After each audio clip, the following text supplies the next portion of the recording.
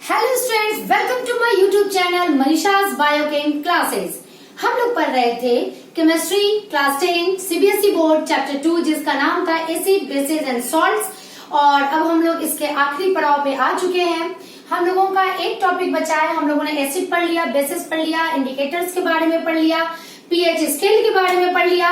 आज की इस वीडियो में हम लोग डिस्कस करने जा रहे हैं अबाउट सॉल्ट, नमक। आखिर ये सॉल्ट है क्या? जैसे ही नमक की बात करते हैं हमारे मुंह में पानी आ जाता है, तरह तरह के डिलीशियस फूड याद आने लगते हैं। बट जो नमक हम लोग खाते हैं सिर्फ वही सॉल्ट नहीं। ध्यान दीजिए इस बात पे, जो भी नमक हम लोग खाते हैं सिर्फ वो सॉल्ट नहीं है। अब ये केमिस्ट्री पढ़ने के बाद अब आप लोग जान जाएंगे कि आखिर एक्चुअली सॉल्ट है क्या। ठीक है, जो नमक एडिबल है, जो हम लोग डेली यूज कर रहे हैं, वो भी सॉल्ट है, बट सिर्फ वही सॉल्ट नहीं है। एक्चुअली सॉल्ट है क्या? हम लोगों ने न्यूट्रलाइजेशन रिएक्शन पढ़ा था। लास्ट वीडियो में मैंने बताया था neutralisation reaction it means reaction between acid and base which form salt and water. ये हम लोगों ने रट्टा मार लिया था और एक एग्जांपल भी मैं बता दूं ताकि आप लोगों का और क्लियर हो जाए। ये है बेस, ये है एसिड और इसमें OH और H मिलके वाटर बना दिया, NaCl जुटकर बना दिया सॉल्ट। दिस इज सॉल्ट और and it is also edible salt जो हम लोग डेली यूज करते हैं। क्लियर? तो एसिड और बेस यानी बेस और एसिड जब रिएक्ट करता है तो बनाता है सॉल्ट एंड वाटर। इसी सॉल्ट के बारे में हम लोग आज पढ़ने जा रहे हैं, इसका डिटेल्स। क्लियर? नाउ अब इस पूरी रिएक्शन पर ध्यान दें क्योंकि सॉल्ट को हम लोग डिफाइन बहुत अलग अलग तरीके से कर सकते हैं। The chemical substance which is formed after neutralisation reaction, हम लोग इसे भी सॉल्ट कहते हैं। या इसका एक और डेफिनेशन मैं आपको बताने जा रही हूं, the compound which is formed by replacement of hydrogen of acid. देखिए यहाँ पर क्या हुआ, इस पूरे रिएक्शन में हाइड्रोजन को रिप्लेस करके एक मेटल ने अपना जगह ले लिया, हाइड्रोजन का जगह ले लिया।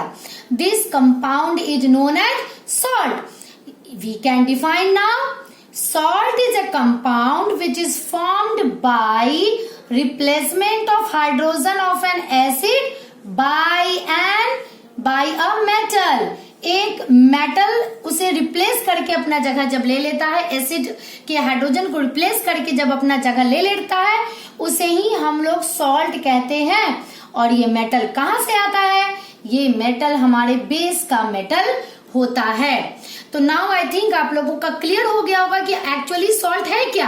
ठीक है, NaCl हम लोग यूज करते हैं डेली खाने में, लेकिन हम लोग कोई और भी अगर कंपाउंड ले ले तो, जैसे मान लिया ammonium hydroxide, it is a kind of base and let us suppose आपका कोई एक एसिड ले लेते हैं H2CO3, this is carbonic acid. इसमें भी आपका जो ये अमोनियम ग्रुप है, क्लियर, वो इस हाइड्रोजन को रिप्लेस कर करके CO3 बना देता है and this is ammonium carbonate and this is also a kind of salt. इसे भी हम लोग सॉल्ट करेंगे। तो अब देखिए यहाँ पर क्या होगा, जब बेस का पॉजिटिव पार्ट, क्लियर, बेस का पॉजिटिव पार्ट जब हाइड्रोजन को रिप्लेस करके एसिड के निगेटिव पार्ट के साथ अटैच कर जाए, दिस इज ऑल्सो सॉल्ट। तो इस तरह से आप लोग सॉल्ट्स को डिफाइन अलग अलग तरीके से कर सकते हैं और मैंने अपने नोट्स में सॉल्ट का एग्जैक्ट डेफिनेशन भी डाल रखा है।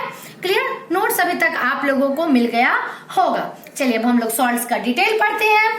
सॉल्ट्स का नाम कहाँ से पड़ा, यानी कि नेमिंग, अगर हम लोग नामकरण करें सॉल्ट का तो कुछ एग्जाम्पल लेंगे तो हम लोगों का क्लियर हो जाएगा। दिस इज NaCl, इसको हम लोग क्या कहते हैं? Sodium chloride. देखिए फर्स्ट नाम कहाँ से आया, या पहले तो आप ये जानिए सोडियम कहाँ से आया।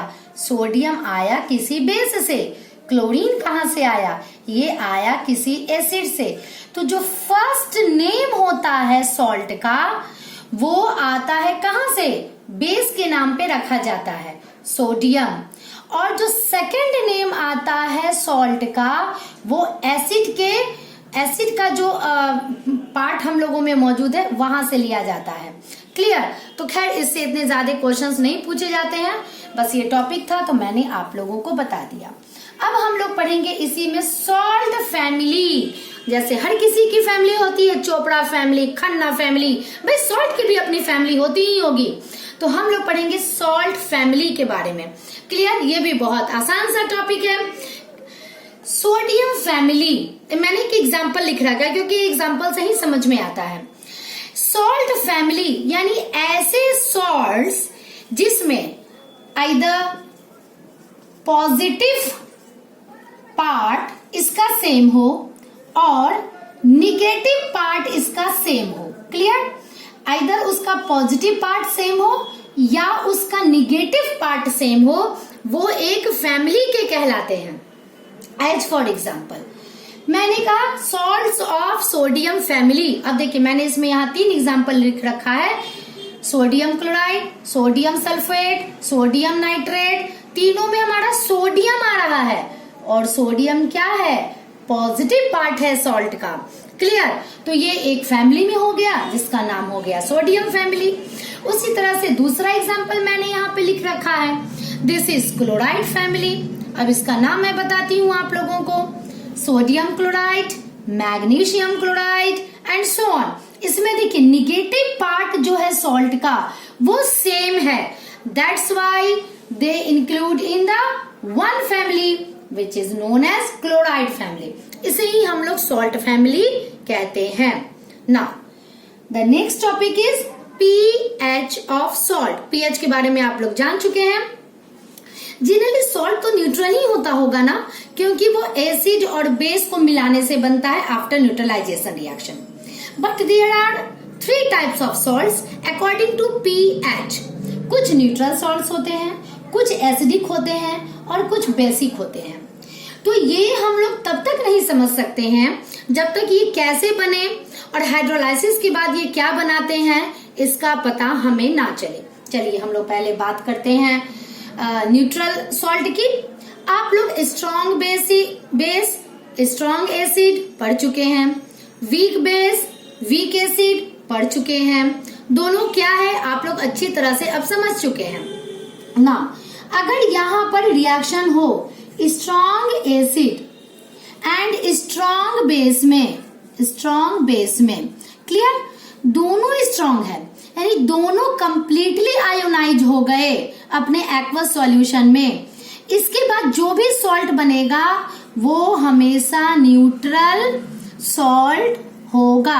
आप इस बात को अच्छे से समझिए, स्ट्रॉन्ग एसिड और स्ट्रॉन्ग बेस दोनों कंप्लीटली आयोनाइज हो जाएंगे और इसके बाद जो भी सॉल्ट बनेगा वो हमारा न्यूट्रल सॉल्ट होगा। As for example sodium hydroxide, it is strong base, and hydrochloric acid, it is strong acid. ये कंप्लीटली आयोनाइज हो गया, ये कंप्लीटली आयोनाइज हो गया। क्लियर? इट मीन्स 10 मॉलिक्यूल, अगर इसका 10 मॉलिक्यूल यदि इसका ले लिया गया, दोनों कंप्लीटली दोनों का 10 मॉलिक्यूल आयोनाइज हो गया। हमारा क्या बना? NaCl एंड वाटर तो हमारा रिलीज होगा ही।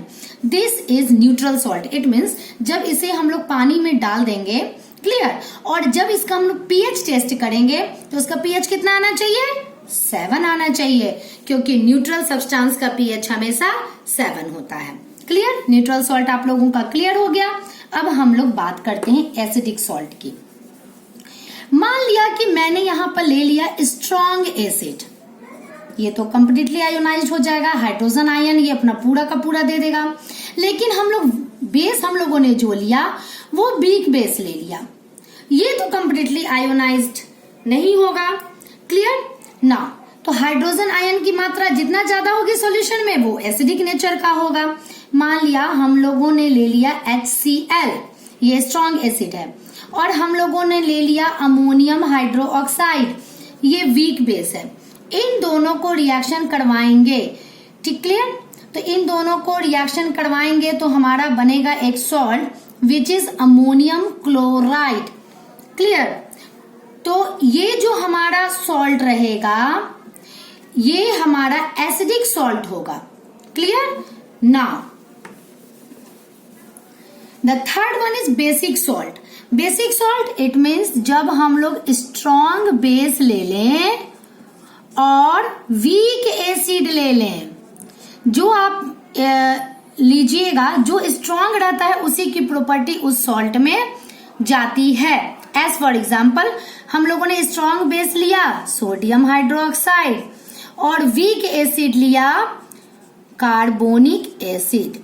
जब इन दोनों का रिएक्शन होगा तो जो सॉल्ट बनेगा दिस इज सोडियम कार्बोनेट, और ये सोडियम कार्बोनेट जो होगा वो बेसिक नेचर का होगा। इट मीन्स जब इसे पानी में घोला जाएगा तो ये अपने बेसिक नेचर को दिखाएगा। इट मीन्स कि इसका पीएच मोर देन 7 होगा। एसिडिक जो रहेगा उसका पीएच लेस देन 7 होगा। न्यूट्रल जो रहेगा उसका पीएच इक्वल टू 7 होगा। नाउ पीएच ऑफ सॉल्ट के बाद अब हम लोग दो तरह के सॉल्ट्स के बारे में पढ़ेंगे। Number 1 is hydrated salt, number 2 is anhydrous salt. Hydrated salt उस सॉल्ट को कहते हैं जिसके पास वाटर ऑफ क्रिस्टलाइजेशन हो। What is water of crystallisation actually? कुछ ऐसे सॉल्ट्स होते हैं जो बिना वाटर के मॉलिक्यूल के साथ अटैच हुए अपनी प्रॉपर्टी को शो करते ही नहीं है। जैसे सोडियम कार्बोनेट इंटू 10H2O, जब तक इनके पास 10 मॉलिक्यूल्स ऑफ वाटर, इसके यहाँ देखिए मैंने डॉट दे रखा है, it means it is not exactly the part of this compound. Compound हमारा सोडियम कार्बोनेट ही है, परंतु बिना 10 मॉलिक्यूल्स ऑफ वाटर के प्रेजेंस में, यानी बिना इससे जुटे हुए, इसकी जो अपनी प्रॉपर्टी होगी जिसके बारे में हम लोगों को केमिस्ट्री में पढ़ना है, उस प्रॉपर्टी को ये शो ही नहीं करेगा। Clear? That type of salt is known as hydrated salt. जैसे एक और एग्जांपल है, और ये बहुत दिनों से मैं पढ़ाती आ रही हूँ, this is rust hydrated iron 3 oxide, यानी आयरन ऑक्साइड इंटू XH2। यहाँ पे मैंने X इसलिए लिखा है कि यहाँ पर वाटर की मात्रा कोई फिक्स नहीं होती। जैसे यहाँ 10 मॉलिक्यूल होना चाहिए, यहाँ पे फिक्स नहीं है, that's why it is written X। Clear? तो वैसे सॉल्ट जिनमें वाटर ऑफ क्रिस्टलाइजेशन हो उसे हाइड्रेटेड सॉल्ट कहते हैं। और इस तरह के सॉल्ट को जैसे ही हीट किया जाता है, सबसे पहले ये क्या करेंगे? लूज करेंगे अपने वाटर ऑफ क्रिस्टलाइजेशन को। इसमें यानी जितना भी अमाउंट ऑफ वाटर है वो सबसे पहले इवेपोरेट हो जाएगा। क्लियर? तो ये इनकी प्रॉपर्टी होती है। Second one is anhydrous salt, जिसके पास वाटर ऑफ क्रिस्टलाइजेशन होता ही नहीं है। इट मीन्स जो बिना वाटर के भी अपनी प्रॉपर्टी को शो करता है। This is as for example, this is very common sodium chloride. तो इस प्रकार से सॉल्ट्स की जानकारी, बेसिक नॉलेज जो सॉल्ट्स की होती है, सॉल्ट्स कितने प्रकार के होते हैं, उनकी फैमिली क्या होती है एंड सो ऑन, हमने इस वीडियो में जाना। नेक्स्ट वीडियो में मैं लेके आऊंगी कुछ कॉमन टाइप्स ऑफ सॉल्ट्स आप लोगों को पढ़ने हैं 10th क्लास में, उनका डिटेल, उनका प्रिपरेशन वगैरह। ओके, तो नेक्स्ट वीडियो में मिलती हूँ मैं आप लोगों के साथ। Till then bye.